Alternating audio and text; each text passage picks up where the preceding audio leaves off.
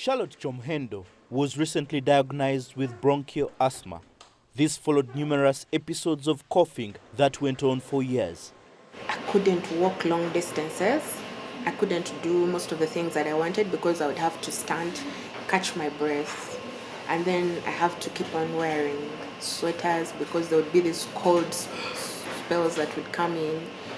I wouldn't know, but a lot of dust would affect me, strong fumes, and I would have to catch my breath and have to cough because I can't breathe. And I would think, maybe it's an allergic. I'm allergic to the dust, I'm allergic to strong fumes, so I'd think these are just allergens. Charlotte collapsed at her workplace after struggling to breathe. The illness had severely affected her lungs, putting her on the edge of death. After that episode, that was around 2021, it happened to have done a lot of damage because it went untreated. I had pleural effusion, that is emphysema, water, fluid in the lungs and a collapsed lung. And then that is when my dad had to get specialists come in. While Charlotte's asthma was diagnosed, many young people are living with the symptoms, not knowing the cause. In Uganda, many people are living with undiagnosed asthma, a silent condition that can turn life-threatening without proper care. Late diagnosis is common often because symptoms like shortness of breath and wheezing are often mistaken for common respiratory infections or ignored due to limited awareness. A recent study of 27,000 students carried out in 6 African countries, including Uganda, found that 1 in 10 children has asthma.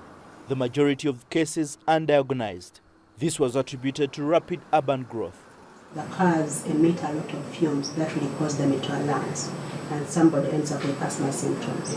The construction industry, whether it is roads, whether it is buildings, the petrol stations, the overcrowding, all those things put together, things to do with air quality, is a big contributor to the asthma symptoms.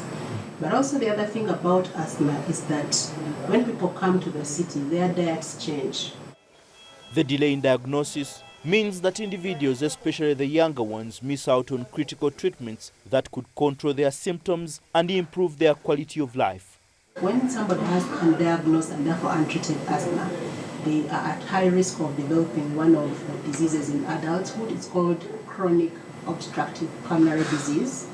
It presents in a similar way like asthma, but the challenge is that to date there is no medicine that can reverse it, even when you get treatment. It's the disease where the lung damage is progressive. The medicine that we have right now is to reduce the rate at which it progresses. The study recommended the need for healthcare providers to better understand asthma and how it is treated. It also suggests raising public awareness of the signs and symptoms of the disease and where to go for help.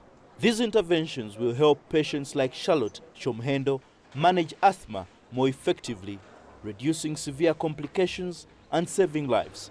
Michael Baleke, CGTN, Kampala, Uganda.